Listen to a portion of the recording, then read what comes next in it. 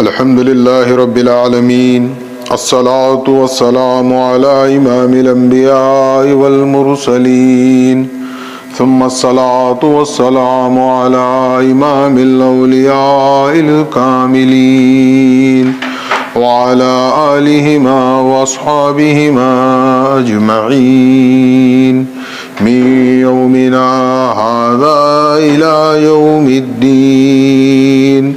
أعوذ بالله من الشيطان الرجيم. بسم الله الرحمن الرحيم. ونفخ في الصور فإذا هم من الأجداث إلى ربهم ينسلون.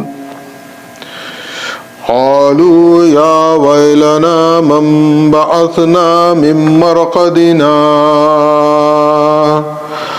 هذا ما وعد الرحمن وصدق المرسلون. إن كانت إلا سحية واحدة فإذا هم جميع لدينا محضرون. فاليوم لا تظلم نفس شيئا ولا تجزون إلا ما كنتم تعملون. إن أصحاب الجنة اليوم في شغل فاكهون هم وأزواجهم في ظلال على الأرائك متكئون لهم فيها فاكهة ولهم ما يدعون. سلام قولا من رب رحيم. وامتازوا اليوم أيها المجرمون ألم أعهد إليكم يا بني آدم ألا تعبدوا الشيطان إنه لكم عدو مبين وأن اعبدوني هذا صراط مستقيم. ولقد أضل منكم جبلا كثيرا أفلم تكونوا تعقلون. هذه جهنم التي كنتم توعدون اصلوها اليوم بما كنتم تكفرون. اليوم نختم على أفواههم وتكلمنا أيديهم وتشهد أرجلهم بما كانوا يكسبون. ولو نشاء لتمسسنا على أعينهم فاستبقوا الصراط فأنى يبصرون. ولو نشاء لمسخناهم على مكانتهم فما استطاعوا مضيا ولا يرجعون. ومن نعمره ننكسه في الخلق أفلا يعقلون. اما بعد، سورۃ الیاسین کے سلسلے میں جس سلسلے کے تحت ہم آپ سے گفتگو کا شرف حاصل کر رہے ہیں، بنیادی طور پر قرآن مجید کے 3 اہم مضامین ہیں جس پر پروردگار عالم قرآن مجید فرقان حمید میں گفتگو فرماتا ہے۔ اول توحید، دوم رسالت اور سوم آخرت۔ اور سورہ یاسین کے متعلق محمد الرسول اللہ صلی اللہ علیہ وسلم کا یہ ارشاد مبارک کہ سورہ یاسین قرآن مجید کا قلب ہے، اور گزشتہ نشست میں سورہ یاسین جو کہ قلب قرآن ہے، اس کے قلب کے مضامین جو تیسرے رکوع میں پروردگار عالم نے اپنی توحید کے متعلق بیان فرمائے، ہم نے آپ کے سامنے ذکر کیا۔ آپ کو یاد ہوگا کہ ابتدائی 2 رکوع سورہ یاسین کے نبوت اور رسالت پر دلالت کرتے ہیں۔ پہلا رکوع خالصتاً محمد الرسول اللہ صلی اللہ علیہ وسلم کی نبوت اور رسالت کی حقانیت اور اس کی حتمیت و ختمیت پر پروردگار عالم نے کلام فرمایا۔ دوسرے رکوع میں وَضْرِبْ لَهُمْ مَثَلًا أَصْحَابَ الْقَرْيَةِ إِذْ جَاءَهَا الْمُرْسَلُونَ سے پروردگار عالم نے سابقہ تاریخ میں گزرے 2 انبیاء بلکہ 3 انبیاء کا ذکر فرمایا، اور محمد الرسول اللہ صلی اللہ علیہ وسلم کی دلجوئی فرمائی کہ یہ لوگ جو تمہیں اذیت پہنچا رہے ہیں، تکالیف پہنچا رہے ہیں، یہ کوئی نئی بات نہیں ہے، بلکہ سابقہ انبیاء کے ساتھ بھی عوام الناس کا یہی سلوک رہا ہے۔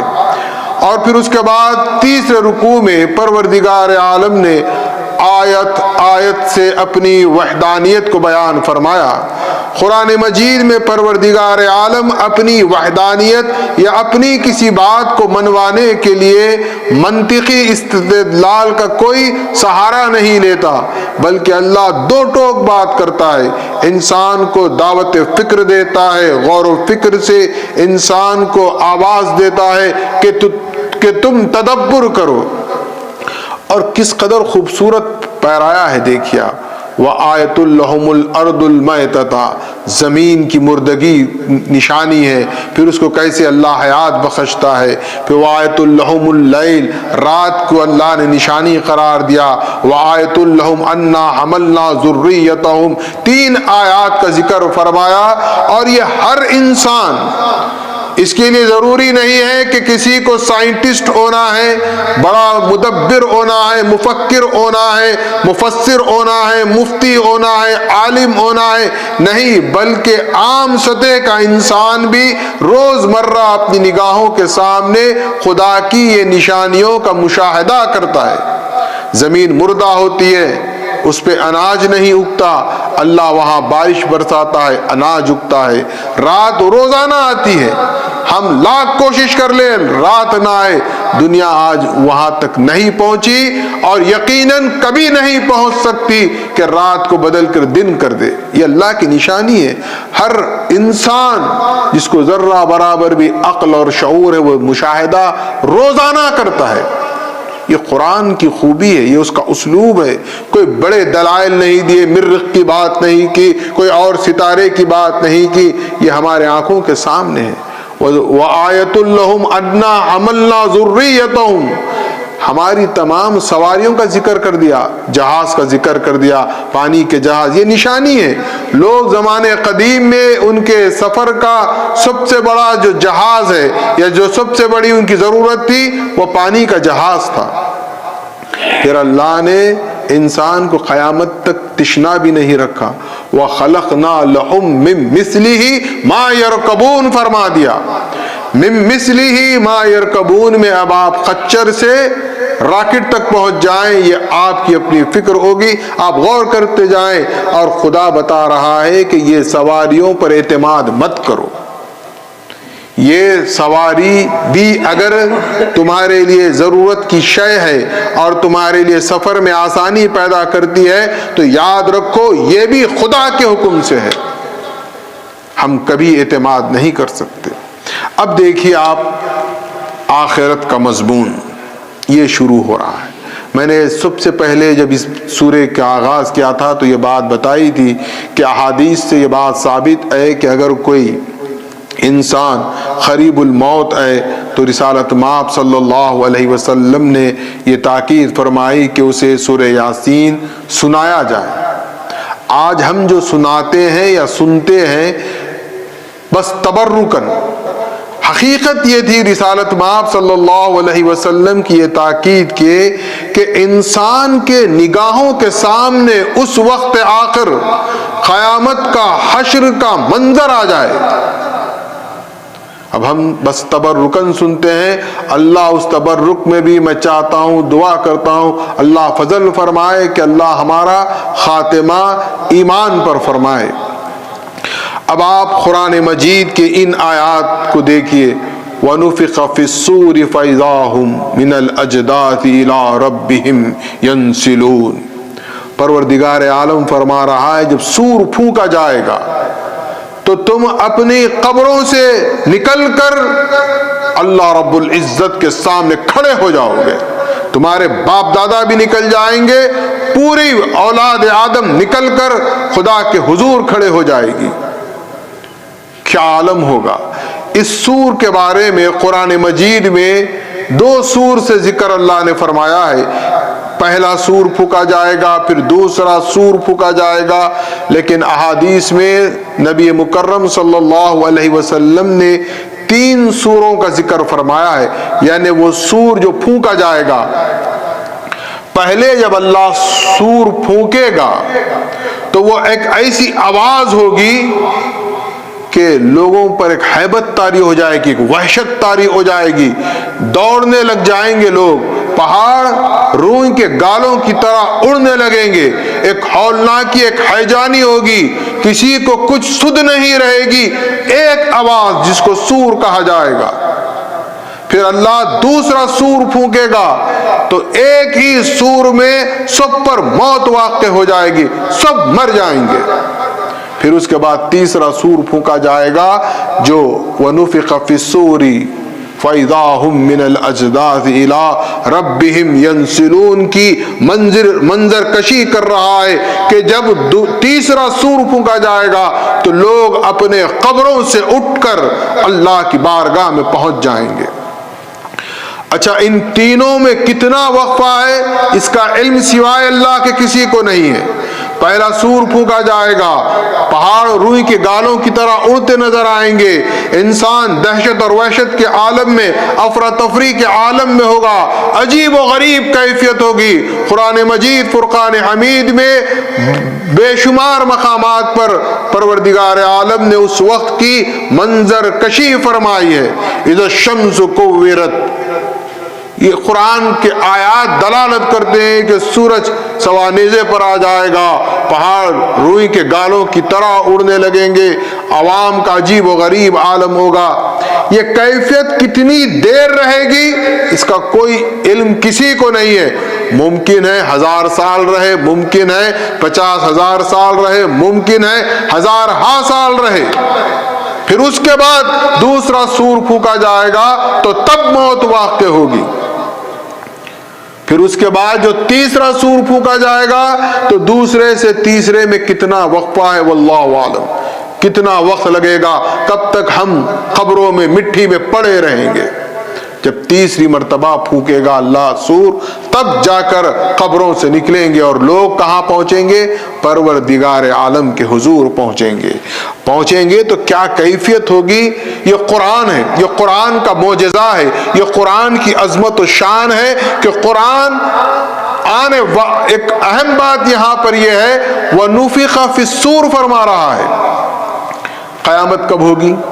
مستقبل میں ہوگی, ماضی میں تو گزری نہیں ہے قیامت. اللہ ماضی مجہول سے بات کر رہا ہے.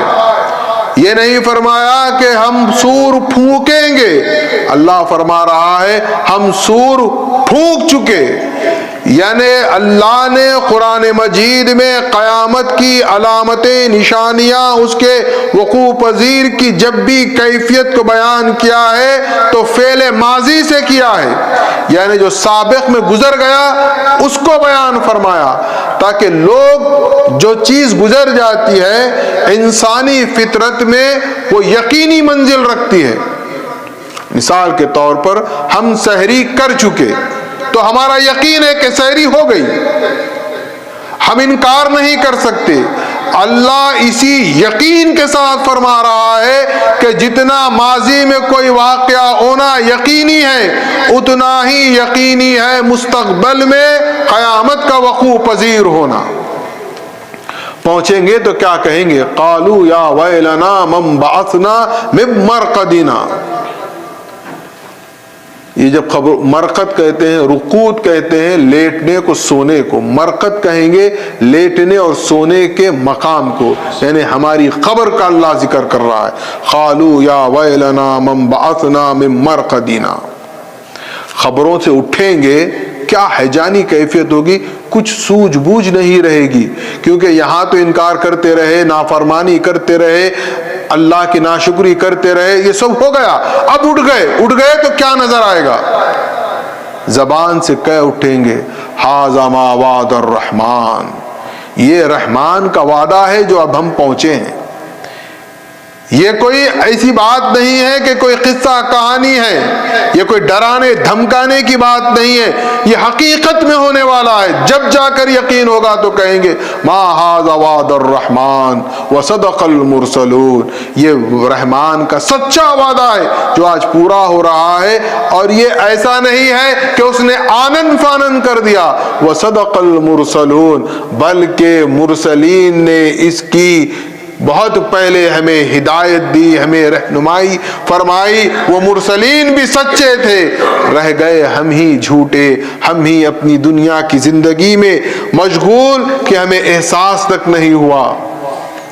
پھر اس کے بعد کیا ہوگا؟ ان کانت الا صحیۃ واحدۃ فاذا هم جمیع لدینا محضرون، اللہ جب قیامت برپا کرے گا، کوئی چیز کا اللہ نعوذ باللہ من ذالک محتاج نہیں ہے۔ ان کانت الا صحیۃ واحدہ، ایک چنگار، ایک آواز میں ساری دنیا ختم ہو جائے گی، سب پہنچ جائیں گے۔ فَإِذَا هُمْ جَمِيعٌ لَدَيْنَا مُحْضَرُونَ، اس سورہ یاسین میں 3 مقامات پر اللہ نے صحیہ کا لفظ استعمال فرمایا۔ ان کانت الا صحیۃ واحدۃ فاذا هم جمیع لدینا محضرون، تو غور کریں یہ کتنا خوفناک دن ہوگا۔ ہم اس دن سے غافل ہیں، اللہ ڈرا رہا ہے، تم ڈرو، تم دیکھو۔ ان کانت الا صحیۃ واحدۃ فاذا هم جمیع لدینا محضرون، سب کے سب حاضر ہو جائیں گے۔ اور پھر کیا ہوگا؟ فَالْيَوْمَ لَا تُظْلَمُ نَفْسٌ شَيْئًا وَلَا تُجْزَوْنَ إِلَّا مَا كُنْتُمْ تَعْمَلُونَ، اور وہ دن اللہ کسی پر ظلم کرنے والا نہیں، اللہ ہر ایک کو اس کے ایمان اور اس کے عمل کے مطابق جزا دے گا، نہ کسی کے ساتھ کمی پیشی کرے گا، نہ اللہ زیادتی کرے گا۔ جو جتنا حقدار ہے اسے اس کا حق ضرور دے گا۔ ہماری چھوٹی سی نیکی ہے اس کا بھی اجر دے گا، بڑی نیکی ہے اس کا بھی اجر دے گا۔ اسی طرح کیا ہے، اگر ہمارا چھوٹا گناہ ہے اس کی بھی سزا ہوگی، بڑا گناہ ہے اس کی بھی سزا ہوگی۔ وہاں پر کوئی کچھ نہیں ہوگا سوائے انصاف کے۔ وَلَا تُجْزَوْنَ إِلَّا مَا كُنْتُمْ تَعْمَلُونَ، ہم جو کچھ کر رہے ہیں اور ہم سمجھ رہے ہیں کہ اس سے دنیا غافل ہے، تو وہاں اللہ وہ سب ہمارے سامنے لا کر رکھ دے گا۔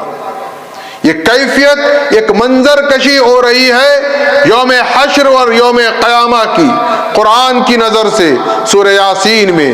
اور اب دیکھیں پروردگار عالم ان خوش بختوں کا ذکر فرما رہا ہے جو انعام یافتہ ہیں، جو اللہ کے مقرب بندے ہیں، جن پر اللہ نے اپنا فضل و اکرام کیا، اور اللہ انہیں کیا مقام دے گا اس کا ذکر کرتے ہوئے فرماتا ہے ان اصحاب الجنت اليوم فی شغل فاکہون۔ اللہ اکبر، وہ لوگ جنت میں کیسے ہوں گے؟ ان اصحاب الجنت اليوم فی شغل فاکہون، وہ جو اصحاب جنت ہوں گے، جو جنت والے ہوں گے، وہ اس قدر مسرور ہوں گے۔ فاکہہ دراصل میوے کو کہتے ہیں۔ میوہ انسان کی غذا نہیں ہے، انسان کی غذا تو روٹی چاول اناج ہے۔ میوہ انسان اپنی طبیعت کے انشراح کے لیے استعمال کرتا ہے، طبیعت میں اس کی کیفیت پیدا ہوتی ہے۔ اب آپ دیکھیں کہ وہاں جو اصحاب جنت ہوں گے، جن کو اللہ جنت دے دے گا، وہ کیسے ہوں گے؟ بہت خوش رہیں گے، مشغول رہیں گے، بڑے مسرت کے ساتھ رہیں گے، ایک شادمانی رہے گی، ایک خوشی رہے گی۔ ہم وازواجہم، وہ اور ان کی بیویاں، فی ظلال علی الارائک متکئون، وہ اور ان کی بیویوں کو پروردگار عالم ایک اونچے مقام پر تخت عطا کرے گا، اور وہ تکیہ لگا کر اس تخت پر بیٹھیں گے۔ دنیا کے بادشاہوں کا ہم تصور نہیں کر سکتے، وہاں پروردگار عالم صاحبان ایمان کو وہ مقام عطا کرے گا کہ وہ جنت کے ان اعلیٰ تختوں پر تشریف فرما ہوں گے اور تکیہ ٹیک لگائے بیٹھے ہوں گے۔ ہم تصور کریں کیسا منظر ہوگا، کیا وہ انعام ہے۔ یہ انعام ان کو دے گا اللہ جو صاحب ایمان ہے، جو اللہ کے یقیناً مطیع اور فرمانبردار ہیں، کیونکہ لوگوں کے سمجھانے کے لیے اللہ بتا رہا ہے۔ انسان یہ سمجھتا ہے، وہ دیکھتا ہے، تاریخ کی کتابیں پڑھتا ہے کہ ایک بادشاہ اپنی زوجہ کے ساتھ ایک تخت پر ہے اور اس کے خدمہ ہے، وہ تکیہ لگائے بیٹھا ہے، تو انسان کیا سمجھتا ہے یہ سب سے اعلیٰ مقام ہے۔ اللہ نے یہاں تمثیلاً کہا ہے کہ وہاں پر تمہارا عالم دنیا کے بادشاہوں سے بھی اعلیٰ ہوگا۔ ان اصحاب الجنت اليوم فی شغل فاکہون۔ اور یاد رکھیں، یہ جیسا کہ میں نے کہا کہ فاکہہ فطرت میں ایک قسم کی خوش مزاجی کو کہیں گے۔ حضور صلی اللہ علیہ وسلم خاتم النبیین احمد مجتبی محمد مصطفیٰ صلی اللہ علیہ وسلم کے بارے میں حضرت زید ابن ثابت رضی اللہ تعالیٰ عنہ فرماتے ہیں کہ فاکہہ کے لفظ کو سمجھانے کے لیے میں بات کر رہا ہوں کہ حضور جب اپنے اہل و عیال، اپنے بیوی بچوں میں ہوتے تو حضور خوش مزاجی سے رہتے، خوش مزاج آپ کی طبیعت ہوتی، ان کے ساتھ ایسی کوئی خشونت خشکی نہیں ہوتی۔ آج کل عام طور پر اگر کسی کو تقوی کا بھوت سوار ہو گیا ہے یا بہت بڑا اپنے آپ کو دیندار سمجھتا ہے تو وہ گھر میں بھی ایسا خشک مزاج رہتا ہے، مزاح کرنا بھی گناہ سمجھتا ہے، بیوی بچوں کے ساتھ حسن سلوک کرنا، کھیل کود کرنا، ان سے محبت سے پیش آنا وہ اپنی شان کے خلاف سمجھتا ہے۔ یہ آج کا ہمارا عالم، آج کا ہمارا متقی ہے، لیکن امام المتقین محمد الرسول اللہ صلی اللہ علیہ وسلم کیسے ہیں اپنے اہل و عیال کے ساتھ؟ خوش مزاجی کے ساتھ، ان کے ساتھ بہت ہی عام سطح پر آ کر آپ زندگی گزارتے ہیں۔ حتیٰ کہ حدیث میں یہاں تک آیا ہے کہ رسول مکرم صلی اللہ علیہ وسلم سب سے زیادہ خوش مزاجی کے ساتھ رہتے بچوں کے ساتھ۔ بچوں سے آپ ایسا رہتے کہ گویا بچوں کا آپ دل جیت رہے ہیں، بڑی محبت، بڑی شفقت، بہت ہی، ورنہ وہ انداز نہیں کہ ایک ڈکٹیٹر کا جو انداز ہوتا ہے، نہیں، نعوذ باللہ، آپ رحمت للعالمین ہیں، آپ بچوں کے ساتھ بھی رحمت، محبت، شفقت سے رہتے۔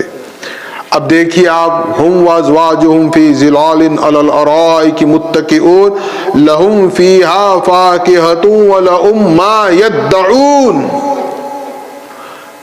تخت ہوگا، میوے ہوں گے، خوش مزاجی ہوگی، اس پر بھی بس نہیں کیا اللہ فرماتا ہے وَلَهُمْ مَا يَدَّعُونَ، وہ جو چاہیں گے حاضر کر دیا جائے گا۔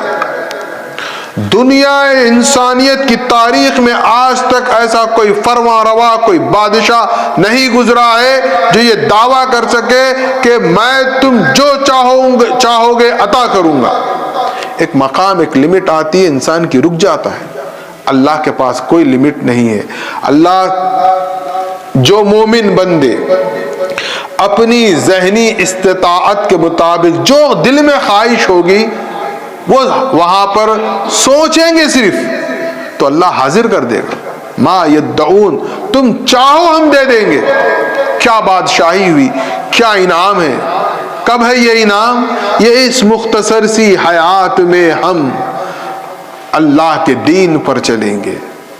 ہم یہ سمجھتے ہیں کہ نہیں وہاں سب مل جائے گا، تو یہ ممکن نہیں ہے جب تک کہ اس کے احکامات کے مطابق نہ چلیں۔ اچھا، اس پر اور مزید انعام ہے، دیکھیے آپ، یہ تو خوش مزاجی ہو گئی، آپ کے میوہ جات ہو گئے، آپ کا تخت ہو گیا، آپ کی سیج ہو گئی، آپ نے جو خواہش کی، جو مانگا، جو ارمان کیا، وہ آپ کی خدمت میں حاضر کر دیا گیا۔ اس سے بڑی نعمت مل رہی ہے، وہ سب سے بڑی نعمت کیا ہے؟ سلام، اللہ اکبر، سبحان اللہ بحمدہ۔ سلام کس کی طرف سے آ رہا ہے؟ رب العالمین کی طرف سے۔ کوئی اور سلام نہیں کر رہا ہے۔ اتنی نعمتیں عطا کرنے کے بعد اللہ سلام بھیج رہا ہے۔ سلام کون بھیج رہا ہے؟ رب رحیم بھیج رہا ہے، جو دوام ہے اس کی رحمت میں، اس کا سلام آ رہا ہے۔ یہی مضمون سورہ احزاب کی آیت نمبر 44 میں بھی پروردگار عالم فرماتا ہے تحییتہم یوم یلقونہ سلام۔ وہاں پر بھی اللہ ہمیں تحیت پہنچائے گا، سلام پہنچائے گا اہل ایمان کو۔ اب دیکھیے ایک اللہ کے کلام کی یہ خوبی ہے۔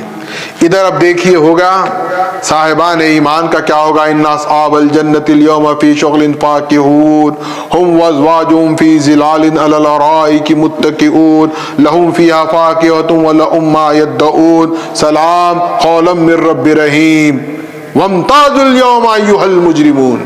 فوراً اللہ نے رخ بدل دیا، ان بدبختوں کو بھی اللہ للکار رہا ہے۔ کیسے للکار رہا ہے؟ وَامْتَازُوا الْيَوْمَ أَيُّهَا الْمُجْرِمُونَ۔ اللہ مجرم کہہ رہا ہے، اللہ کہہ رہا ہے کہ وہاں پر اے مجرموں اب نکلو، الگ ہو جاؤ۔ یہاں تو سب گڈ مڈ معاملہ ہے، مومن بھی برابر، کافر بھی برابر، سب برابر، منافق بھی برابر، سب برابر ہے، سب رواداری ہے، رشتہ داری ہے، بھائی چارگی ہے، انسانیت ہے، لبرلزم ہے، پتہ نہیں کیا کیا ہمارے ڈھکوسلے ہیں، سب رکھ لیں ہم اپنی جگہ۔ وہاں اللہ فرمائے گا وَامْتَازُوا الْيَوْمَ أَيُّهَا الْمُجْرِمُونَ۔ بہت گھل مل کے گٹ مل کے تھے، رشتہ داریاں نبھا رہے، چلو تم ادھر ہو جاؤ، تم ادھر ہو جاؤ۔ اللہ مجرم کہہ رہا ہے تو سوچے اللہ وہاں پر کیا کرے گا؟ چھاڑ دے گا، مجرموں کو الگ کر دے گا، اور مجرموں کو الگ کر کے کیا کرے گا؟ ان سے بھی اللہ بات کرے گا۔ الم احد الیکم یا بنی آدم اللہ تعبدوا الشیطان انہ لکم عدو مبین۔ یاد دلا رہا ہے الم احد الیکم یا بنی آدم، اے بنی آدم جو تم جرم کر گئے، کیا تم نے مجھ سے وعدہ نہیں کیا تھا؟ مجھ سے وعدہ وفا نہیں کیا تھا؟ یوم الست تم نے قالو بلا نہیں کہا تھا، الستو بربکم کی میں نے صدا بلند کی تھی، جواب میں تم نے قالو بلا کہا، دنیا میں جا کر دنیا میں مگن ہو گئے، اور تم نے جو مجھ سے وعدہ کیا تھا وہ وعدہ بھول گئے۔ اور کیا وعدہ کر کے آئے ہیں؟ اللہ نے وہاں پر صاف بتایا تھا کہ عبادت کے لائق، پرستش کے لائق صرف اور صرف اللہ رب العالمین ہے، اس کے علاوہ کوئی لائق پرستش نہیں ہے۔ ہم نے اقرار کیا تھا، قالو بلا، ہم نے کہا تھا ہاں اے ہمارے پروردگار ہم صرف تیری عبادت کریں گے۔ اللہ نے دشمن کو ہمارے سامنے بتا دیا تھا یہ شیطان تمہارا دشمن ہے، اور یہ دشمن ایسا نہیں ہے، یہ مجھے چیلنج کر کے جا رہا ہے، لَأُغْوِيَنَّهُمْ أَجْمَعِينَ کہہ رہا ہے، میں تمہارے بندوں سے، انسانوں سے جہنم کو بھر دوں گا، اور میری عزت کی قسم کھائی تھی اس نے، اور میں نے تم کو نہیں کہا تھا اللہ تعبد الشیطان۔ ایک بات یاد رکھیں، کوئی بھی شیطان کو شیطان سمجھ کے اس کی عبادت نہیں کرتا۔ کوئی بھی فرقہ ہو جائے، کوئی بھی دنیا میں ہو جائے، کوئی یہ نہیں کہے گا کہ میں شیطان کی عبادت کرتا ہوں۔ پھر اللہ نے کیوں کہا لا تعبد الشیطان؟ دراصل یہاں یہ بات ہے کہ جو لوگ شیطان کی اطاعت کرتے ہیں بمنزل عبادت ہوگا وہ۔ شیطان کی کوئی بھی انسان ہو جائے، چاہے اسلام کو مانے یا نہ مانے، لیکن کوئی شیطان کو شیطان جان کر خدا نہیں مانتا، اس کی عبادت نہیں کرتا، پھر کیا کرتا ہے انسان؟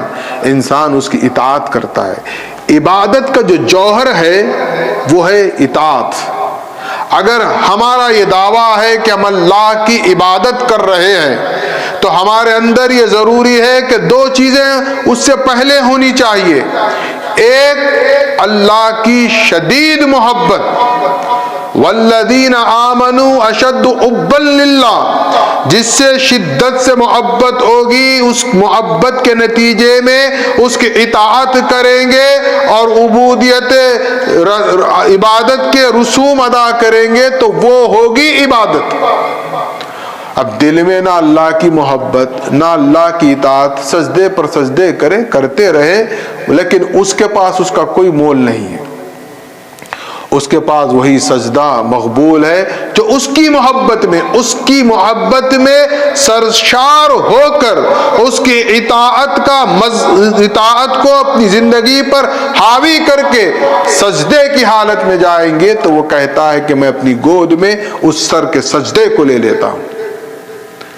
شیطان کی بات پیروی جب بھی شیطان کی ہوگی، لا تعبد الشیطان، تو جتنے شیطان کی پیروی کر رہے ہیں ان کے لیے یہ تنبیہ ہے، اور اللہ کہہ رہا ہے کہ یہ تمہارا کھلا دشمن ہے، کیونکہ یوم الست، یوم میثاق سب کچھ طے ہو چکا تھا، تمہیں بتا دیا گیا تھا کہ یہ انبیاء و مرسلین آئیں گے اور تمہارا یہ کھلا دشمن ہے شیطان، تم اس کی پیروی نہ کرنا، تم ان کی اطاعت کرنا اور میری عبادت کرنا۔ ہم نے اقرار کیا، پھر زمین پر آئے، اب ہم مکر گئے، اب منحرف ہو گئے۔ اللہ کیا کیا؟ انبیاء کے ذریعے دوبارہ ہمارا بھولا ہوا سبق ہمیں یاد دلایا، قرآن اور دیگر آسمانی صحائف کے ذریعے ہمیں دوبارہ یاد دلایا کہ یاد کرو تم جو سبق بھول کر آئے ہو، لیکن انسان بھولتا گیا۔ اب اللہ کیا کہہ رہا ہے؟ وَنِعْبُدُونِي هَذَا صِرَاطٌ مُسْتَقِيمٌ، اللہ کے علاوہ کوئی لائق عبادت نہیں، پرستش صرف اور صرف اللہ کی ہوگی۔ یہ ہو گیا پہلے الم عہد الیکم یا بنی آدم اللہ تعبدوا الشیطان وَنِعْبُدُونِي هَذَا صِرَاطٌ مُسْتَقِيمٌ، پہلے اللہ نے منفی بات کہی، لا الہ، اس کے بعد کہتے ہیں مثبت الا اللہ، اللہ الا اللہ کو بیان فرما رہا ہے، وَنِعْبُدُونِي، میری عبادت کرو۔ اللہ صاف کہہ رہا ہے میری عبادت کیا ہے؟ هَذَا صِرَاطٌ مُسْتَقِيمٌ، وہی صراط مستقیم ہے، یہ قرآن کا اسٹیٹمنٹ ہے۔ اللہ کی عبادت، اللہ کی محبت، اور اس کے بعد جو لوگ گمراہ ہو گئے ان کو پھر اب ان کو لپیٹ میں کس طرح لے رہا ہے، وَلَقَدْ أَضَلَّ مِنْكُمْ جِبْلًا كَثِيرًا، اور یہ بہت بڑی کثرت جو جبلت ہے، بہت بڑی تعداد اولاد آدم کی، سب کے سب گمراہ ہو گئے، اکثریت جہنم کا شکار ہونے والی ہے۔ آپ سوچیں کبھی قرآن کو اس نظریے سے پڑھے، قرآن بارہا کہتا ہے کہ بل اکثرہم لا یؤمنون، اکثریت ایمان نہیں لائے گی، قرآن کہتا ہے جبلن کثیرہ، اکثریت جہنم میں جائے گی۔ پھر یہ آج کے مسلمان کہتے ہیں کہ معاذ اللہ مہدی آئیں گے تو ساری دنیا مسلمان ہو جائے گی۔ اب ہم قرآن کو سچ مانیں یا تمہارے قول کو سچ مانیں؟ قرآن تو صاف کہہ رہا ہے کہ اکثریت ایمان نہیں لانے والی ہے، اور تم عوام کو گمراہ کرنے، مہدی کے تصور کو غلط انداز میں پیش کرنے کہتے ہیں کہ جب امام مہدی کا ظہور ہوگا تو ساری دنیا مسلمان ہو جائے گی۔ اب یہ تمہارا قول ہے، ہم تمہارے قول کو مانیں یا اللہ کے قول کو مانیں؟ ہم مہدوی اللہ کے کلام پر ایمان رکھتے ہیں۔ قرآن نے بارہا بے شمار مقامات پر کہا ہے کہ اکثریت ایمان لانے والی نہیں ہے، اور آج کے ہمارے نوجوانوں کا ایک مائنڈ سیٹ اپ ہے کہ جو اکثریت ہوگی وہ کامیاب ہوگی۔ تو یہ تو نظریہ، یہ ہماری فکر خلاف قرآن ہو گئی۔ قرآن کہہ رہا ہے اہل ایمان خلیل ہوں گے، یہ کہتے ہیں نہیں زیادہ ہوں گے تو اچھے ہوں گے، تو زیادہ اچھے وہاں جا رہے ہیں، اللہ کا شکر ہے وہیں پر جا رہے ہیں۔ قرآن سے آپ کبھی بھی پیغام مہدی علیہ السلام کو سمجھنے کی کوشش کریں۔ افلم تکونوا تعقلون، اور اللہ جھنجھوڑ رہا ہے ہر انسان کیسا بھی رہے، کوئی پاگل بھی اگر آپ کو سڑک پر مل جائے، اس کو آپ پوچھیں کہ کیا بھائی آپ پاگل ہیں، تو وہ آپ کو ایک کان پر رسید کر کے بولے گا مجھے پاگل کہتا ہے۔ اللہ بھی انسان کو ایسے ہی جھنجھوڑ رہا ہے، افلم تکونوا تعقلون، کیا تم عقل والے نہیں تھے؟ ایسا پوچھ رہا اللہ نے، بیوقوف تھے کیا پوچھ رہا ہے، اگر میں اپنے الفاظ میں کہوں۔ یہ جو دعوے ہیں ہم دانشور ہے، ہم علامہ ہے، ہماری یہ نالج، ہماری وہ نالج، اللہ بول رہا ہے یہ نالج بعد میں نے تم کو آنکھ دی دکھا نہیں، میں نے کان دیے تم سنے نہیں، میں نے تمہیں دل دیا، اس دل میں نے اپنی محبت کو رکھا، تم نے اس کو کیوں نکالا نہیں، یہ سب تم کو میں نے دیا، اس کا کیا استعمال کرے؟ عقل کے اندھو، احمقو، عقل مندی کا دعویٰ کرتے ہو، حق کو چھپاتے ہو، حق سے گریز کرتے ہو۔ اللہ کے پاس اللہ نے ان کو ایک تانا دیا، افلم تکون تعقلون، کیا میں تم کو عقل نہیں دیا؟ دنیا میں کوئی آج تک میں نہیں سمجھتا جو پیدا ہوا اور یہ دعویٰ کرا ہوں گا کہ میرے پاس عقل نہیں ہے۔ جس کے پاس نہیں ہے اس کا بھی دعویٰ ہے کہ وہ عقل مند ہے۔ تو اللہ بھی اسی ناحیے سے، اسی پیرائے میں ایک تانا دے رہا ہے، ہاذہ جہنم التی کنتم توعدون، اب یہ جنت، یہ جہنم اب ہے تمہارا وعدہ، یہ جو کچھ کر کے آئے اس کا وعدہ کیا ہے تمہارے لیے؟ کچھ نہیں ہے۔ ہاذہ جہنم التی کنتم توعدون، اب بس ٹھکانہ کیا ہو گیا؟ جہنم ہو گیا۔ اصلوها اليوم بما کنتم تکفرون، کتنی سخت لہجے میں اللہ کہہ رہا ہے داخل ہو جاؤ، بلکہ ہم اپنی اردو میں کہیں تو اللہ فرما رہا ہے گھس جاؤ جنت میں، جہنم میں۔ کتنی سختی سے اللہ جہنم میں ڈھکیل رہا ہے۔ کیوں ڈھکیل رہا ہے؟ بما کنتم تکفرون، جو تم کفر کر کے آئے تھے، انکار کر کے آئے تھے، اب اس کا صلہ ہے یہ۔ اليوم نختم على افواہہم وتکلمنا ایدیہم وتشہد ارجلہم بما كانوا یکسبون۔ وہ دن کیا کرے گا؟ اللہ گونگا کر دے گا۔ یہ ہم چرب زبانی ہے، بہت بڑے ہماری زبان میں اثر ہے، ہم سچ کو جھوٹ کر دیتے ہیں، جھوٹ کو سچ کر دیتے ہیں، لوگوں میں بہت سے طریقے سے اپنی بات کو منوا لیتے ہیں، یہ چرب زبانی ہے۔ اللہ نے کہا تم کو زام ہے نا اپنی اس کلام پر، اپنی چرب زبانی پہ، الیوم نختم علی افواہہم، یہ تمہارے منہ پر اللہ مہر لگا دے گا، منہ بند کر دے گا۔ ورنہ لوگ سوچتے ہوں گے، دیکھ لیں گے وہاں پہ بھی اللہ میں ایسے کیسی ڈیل کرنا ہے، اللہ سے دیکھیں گے، ہم یہ بات کریں گے، اللہ کو یہ بولیں گے۔ پتہ نہیں انسان کفران نعمت میں اس قدر مگن ہے، سوچتا ہے اپنے طور پر کچھ بھی، ارے دیکھ لیں گے کیا ہوتا، ارے کچھ نہیں ہوتا، اللہ رحمان ہے، اللہ رحیم ہے، ارے اس کو سمجھا لیں گے، نعوذ باللہ من ذالک۔ یہ ہمارے ذہن میں چلتی ہے یہ بات۔ اللہ نے فوراً جواب دیا، ارے آؤ تو صحیح، پہلے وہاں پہ آؤ گے تو تمہارے منہ پہ مہر سل لگا دوں گا پہلے میں، بگ بگ بند۔ پھر کون کہے گا؟ ہمارے ہاتھ، یہ ہاتھ ہمارے، وَتُكَلِّمُنَا أَيْدِيهِمْ، یہ ہاتھ گویا ہو جائیں گے اور ہمارے خلاف گواہی دیں گے، کہیں گے اللہ یہ ہاتھ تو نے ان کو عطا کیے تھے، یہ تیری امانت تھی، انہوں نے اس سے، ان ہاتھوں سے سودی کاروبار کیا، ان ہاتھوں سے جوا کھیلا، ان ہاتھوں سے شراب کا جام اٹھایا۔ کون کہیں گے؟ زبان نہیں، ہاتھ کہیں گے۔ وَتَشْهَدُ أَرْجُلُهُمْ، اور یہ ہمارے پیر خود گواہی دیں گے، کہاں کہاں ہم پھرے ہیں، کہاں کہاں گئے ہیں۔ زبان بند ہے، ہاتھ بول رہے ہیں، پیر بول رہے ہیں۔ قرآن مجید میں سورہ حامیم سجدہ، سورہ حج اور سورہ صافات میں اللہ نے بہت تفصیل کے ساتھ اس تمام کیفیات کو بیان فرمایا، اور پھر اس کے بعد فرما رہا ہے وَلَوْ نَشَاءُ لَطَمَسْنَا عَلَىٰ أَعْيُنِهِمْ۔ اور یاد رکھو یہ سب جو آنکھیں ہم نے دی ہے، یہ جو کچھ بھی اعضاء ہے، یہ ہم نے دیا ہے، اور اگر ہم چاہیں تو ایک لمحے میں اس کو ختم کر دیں گے، ختم ہو جائیں گا۔ یہ بولنا، یہ دیکھنا، یہ سننا، یہ جو کچھ بھی حماقت ہے ہماری، سب ختم ہو جائے گی۔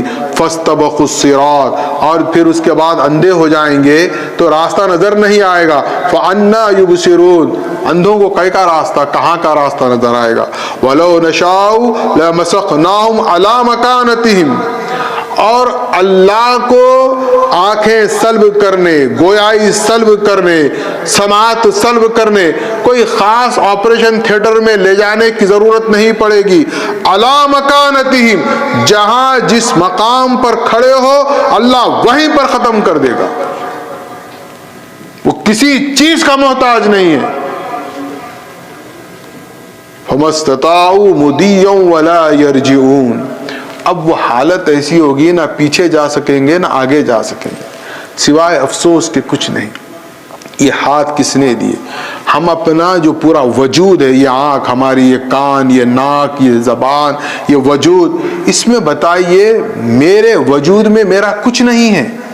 یہ سب کچھ اللہ کا عطا کرتا ہے.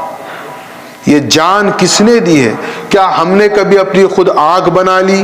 کیا ہم نے کان بنا لیے، ناک بنا لیے، زبان بنائے؟ ہم کچھ نہیں کر سکتے. یہ تو اس کا فضل تھا، اس کا انعام تھا جو اس نے ہم کو عطا کیا ہے. اب اس نے عطا کیا ہے تو وہ اس پر قادر بھی ہے، مالک بھی ہے. جب چاہے چھین لے گا تو نہ ہم ادھر جا سکیں گے نہ ادھر جا سکیں گے. تو یہ جان کس کی دی ہوئی ہے؟ اللہ کی دی ہوئی ہے. یہ پورا جسم کس کا ہے؟ اللہ کا ہے. اب یہ سب کچھ کس کو دینا ہے؟ ہمیں اللہ کو دینا ہے. اب آپ اس مضمون کو اس واقعے سے سمجھیں کہ خلیفۃ اللہ امام آخر الزمان مہدی موعود علیہ السلام بیان قرآن فرما رہے ہیں، نیکی کا سبق دے رہے ہیں. حضرت بندگی میاں ملک برہان حاضر خدمت ہو کر عرض کرتے ہیں کہ میران جی، اللہ کی بارگاہ میں اپنے گھوڑے کا نذرانہ اور تلوار پیش کرنا چاہتا ہوں. یہ ہوتی ہے خلیفۃ اللہ شان، یہ ہوتی ہے مہدی علیہ السلام کے مقام و مرتبے کے کلام کا انداز. آپ نے کیا جواب دیا؟ یہ تلوار و گھوڑا تو ایک طرف، یہ جان کس نے دی ہے تمہیں؟ یہ جان تم اللہ کو دے دو، تم خود کو خدا کے حوالے کر دو. یہ مہدویت ہے. اب یہ مہدویت کہاں سے ہم کو سمجھ میں آئے گی بتائیے آپ؟ مسئلہ ہمارے پاس وہاں آ کے پریشان ہو جاتے ہیں. اللہ کی راہ میں کچھ دو، جب یہ بات ہوگی دو کی، لینے کے اتنے عادی ہو گئے، دینے کی بات آتے ہی فوری پیچھے ہٹ جائیں گے. پوری ہماری میتھمیٹکس، ہماری میکانزم سامنے آ جاتی ہے. اب یہاں تو مال تو ختم، جان دینے کی بات آ گئی. کون دے گا جان؟ سب کو اپنی جان پیاری ہے. اور مہدویت یہ بتاتی ہے، امام مہدی علیہ السلام نے کہا ہے یہ تمہارا وجود، یہ تمہاری جان تمہاری اپنی نہیں ہے، یہ اللہ رب العالمین کی ہے، تم اسے خدا کے حوالے کر دو. اس کا نام مہدویت ہے. اب ہم دنیا میں مست مگن، ہمیں کہاں یہ سب سمجھ میں آئے گا؟ بڑا عجیب لگے گا، ایک ایسی نرالی بات ہے، لیکن یہ عجیب نہیں ہے، یہ نرالی بھی نہیں ہے. یہ قرآن کی دعوت ہے، انبیاء و مرسلین کی دعوت ہے، جس کو مہدی موعود علیہ السلام نے بہت سادے الفاظ میں ہمارے سامنے رکھ دیا. مسئلہ یہ ہے، کوئی چیز آسانی سے مل جاتی ہے تو قدر نہیں ہوتی. یہ تکلیف دہ یہ مرحلہ ہے. مہدی موعود علیہ السلام نے کیا فرمایا کہ بھائیوں نے، سابقہ خلفاء اللہ نے سوئی کے ذریعے کھدائی کی تھی اور بندہ پھوڑا سبل لے کر آیا ہے، یعنی آزار آپ نے بڑے بتائے، آسانی سے کھد جائے گا تو خزانہ مل جائے گا. تو مہدی علیہ السلام نے انسان کی حیات کی کامیابی کا خزانہ جو بتایا ہے، اس میں دو چیزیں اہم ہیں. اول، مہدویت کہتی ہے کہ اللہ سے شدید محبت کرو، والذین آمنوا اشد حبا للہ. دوسرا، مہدویت آپ کو کہتی ہے کہ تمہارا اپنا کچھ نہیں ہے، سب خدا کا ہے، سب خدا کو دے دو. لیکن ہم آج جس مہدویت میں رہتے ہیں، میں آخر میں ایک بات کہہ کر اپنی بات ختم کر دیتا ہوں. ہم کس مہدویت پر عمل پیرا ہے؟ مہدی موعود علیہ السلام نے یہ فلسفہ، یہ حکمت کہ سب خدا کا ہے، یہ سبق ہمیشہ یاد رہنا انسان کو.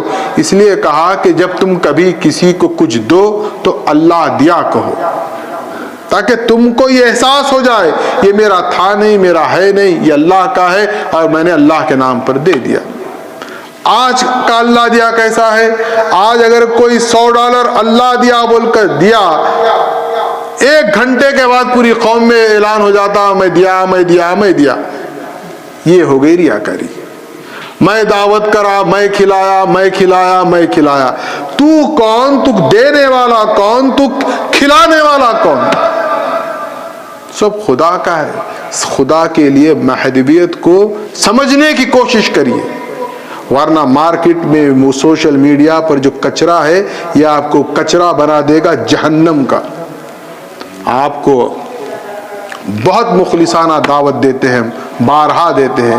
سوال کا پیدا ہونا فطرت انسانی کا تقاضا ہے، لیکن سوال پر ہی اپن خود فیصلہ قائم کر کے ایمان سے دور ہو جانا یہ بہت بڑی گمراہی ہے.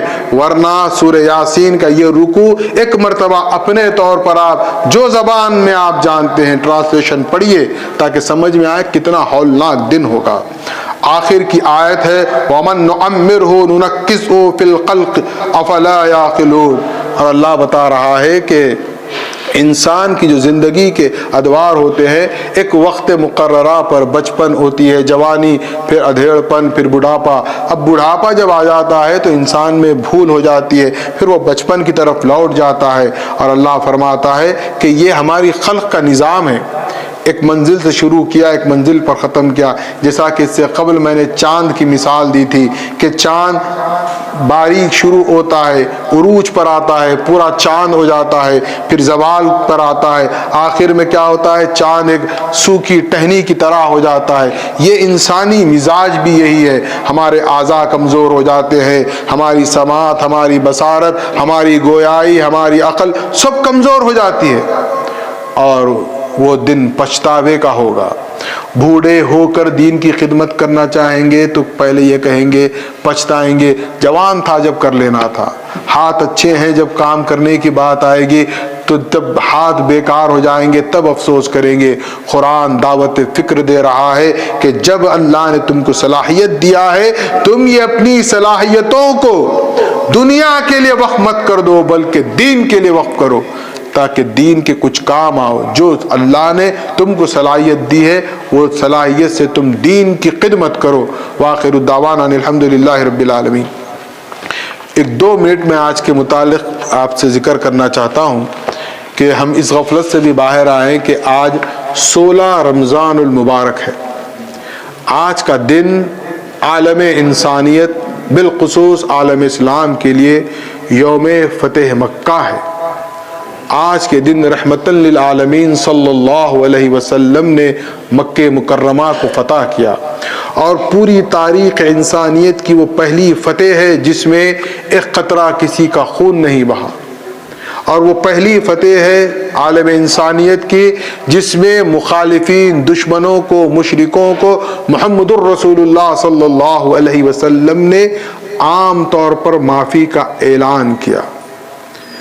اور خاص طور پر جو مشرکین کا سب سے بڑا سرغنہ، سب سے بڑا لیڈر تھا ابو سفیان، اس کے گھر کو بھی رسالت مآب نے دارالامان قرار دیا.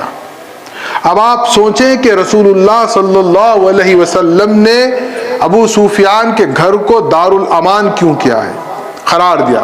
مخالف کا لیڈر ہے، اسلام کا دشمن ہے. رسالت معاف فرما رہے ہیں جو اس کے گھر میں بھی پناہ لے لے اس کو بھی میں معاف کر دوں گا. اس لیے کہ رسول اللہ صلی اللہ علیہ وسلم اپنی لخت جگر نور نظر فاطمہ الزہرا سلام اللہ علیہا سے اس قدر محبت کرتے ہیں. اس کا راز ہے، اصل ہم راز سے واقف نہیں ہیں.